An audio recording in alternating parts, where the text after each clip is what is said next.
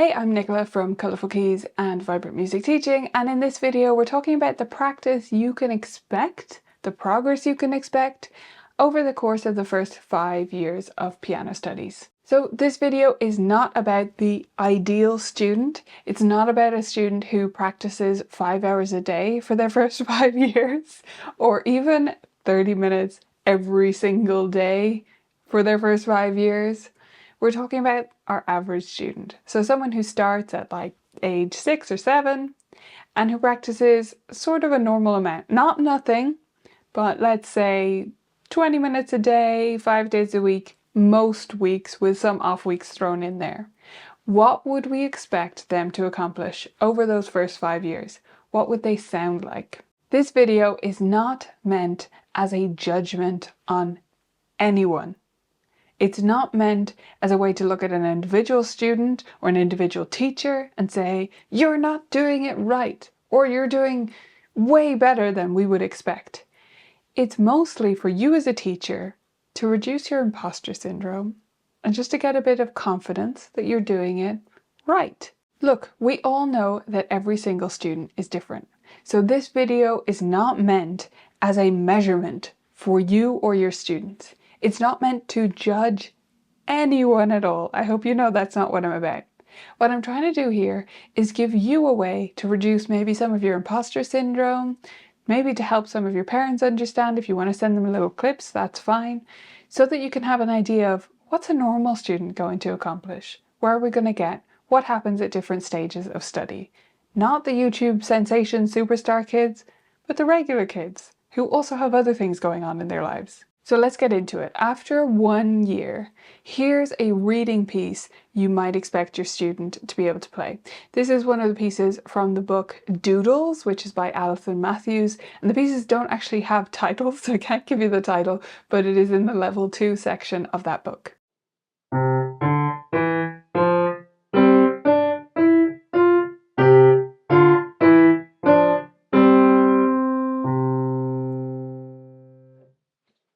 Next, let's do a rote piece, because I believe in the first couple of years in doing rote pieces and reading pieces side by side. So this rote piece is from Piano Safari Book 1. It is called Christabel Kangaroo Visits Korea.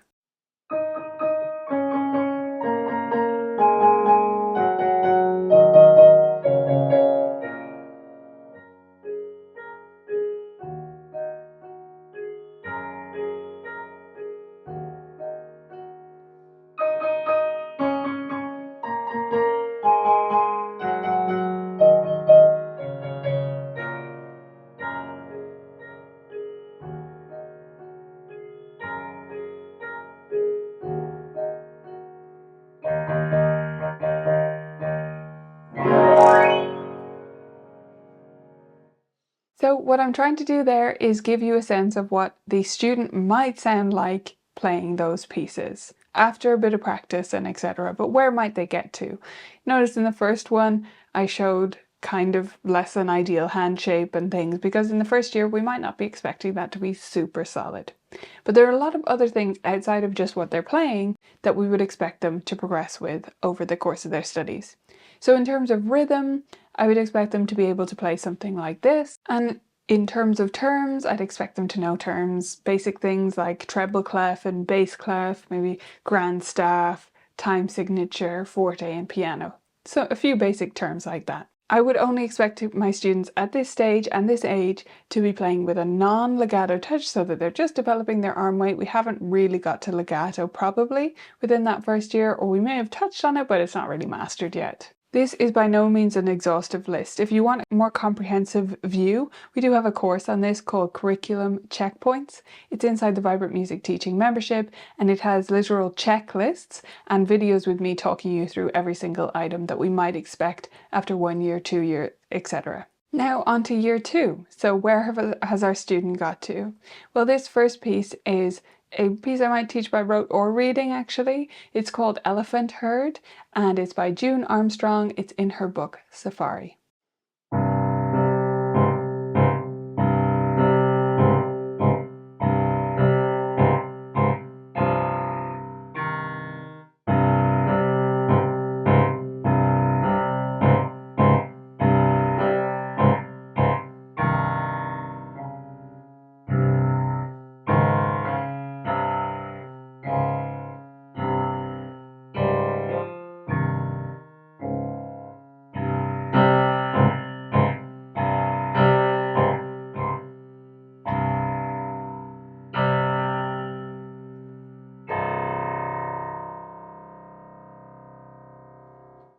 And here's a rote or a memorized piece, a pattern piece, to give you another sense of where the student might be up to. This is Rainbow Colours from Piano Safari Book 2.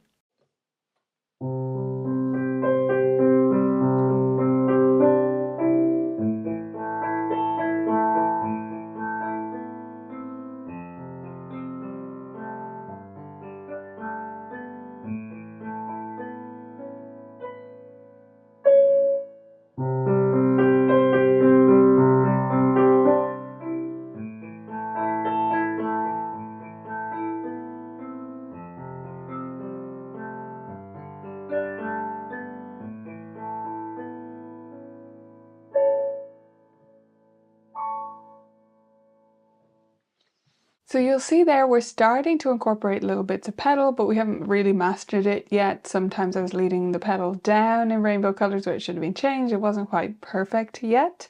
And it's not like legato pedaling, changing very often or anything like that. It's more at the level of direct pedaling. In terms of rhythm, I might expect something like this for a student to be able to clap and vocalize this. And then for terms, we're talking about things like mezzo forte, mezzo piano at this stage, allegro andante, maybe adagio, a few tempo terms, no matter what they are.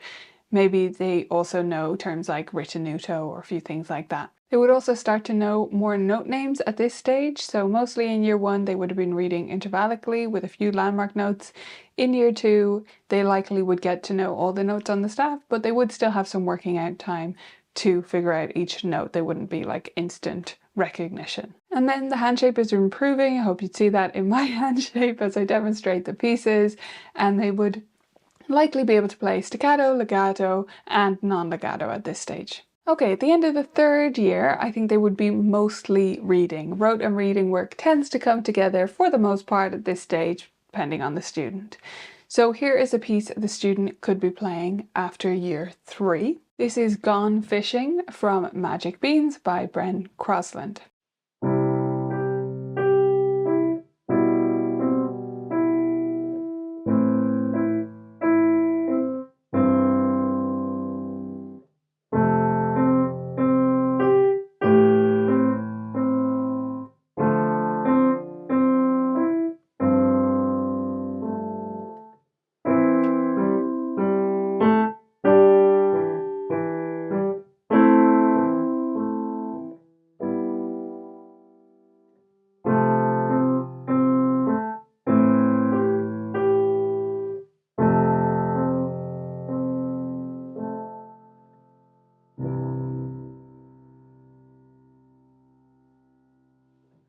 Right, so I picked that piece out not because of the reading level, although that is a realistic reading level for year 3. They maybe could handle something slightly more challenging than that, but it still would be reinforcing their reading in a good way.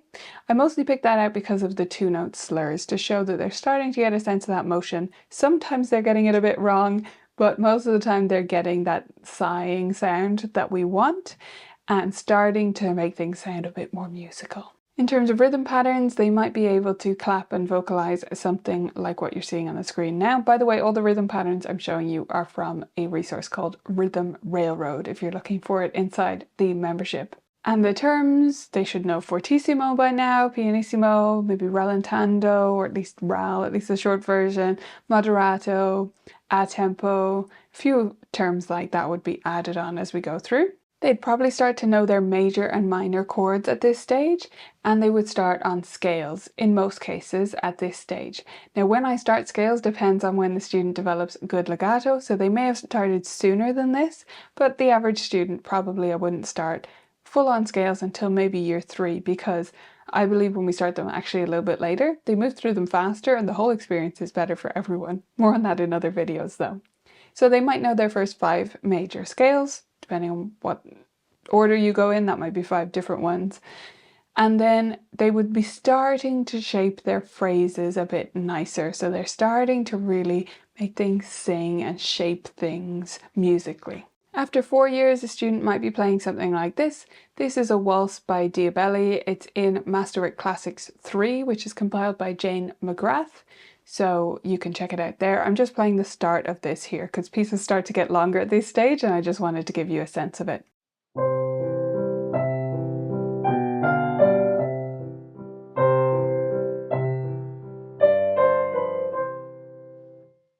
see there's a bit more phrase shaping, there's some pedal work, there's a few more things going on, as well as more left-hand patterns that require more hand independence. In terms of rhythm, they might be able to clap and vocalize something like this, and they would understand compound and simple time signatures at this stage. They would also recognize key signatures of up to 3 sharps or flats, probably know their major and minor chords reasonably well by now, maybe with a little bit of working out time still, and they'd be up to all 12 major scales at this stage if they've kept up that regular practice. Finally, a piece a student could be playing after 5 years. This is Watchman's Song. I'm sure you're familiar with it. I've just played the very start to show you.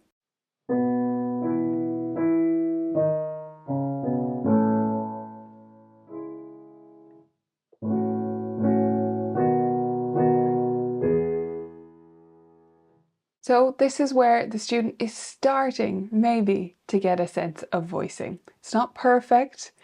I didn't try to do it perfectly, but I wanted to get a sense of, yeah, they can balance things a little bit more. They can start to voice things a little bit more within their hands. In terms of rhythm patterns, they're getting more complicated. These are things that they might not necessarily be playing, by the way, but I want them to be able to perform them because I believe their rhythm skills in terms of clapping should be ahead of where they are in terms of playing intricate pieces. Then they'd start to be recognizing different chords, like the 1, 4, and 5 chords, perhaps from a few different keys.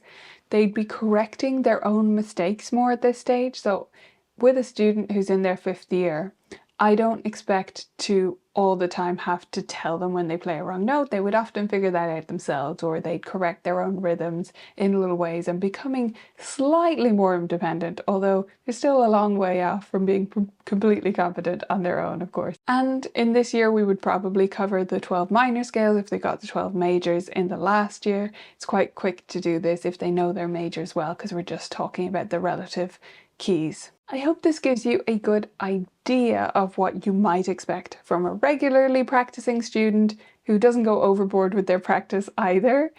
After the first 1 year, 2 years, 3 years, we've taken it up to 5 years. I hope it gives you a good sense and gives you a bit more confidence in your own teaching or an idea of what to expect.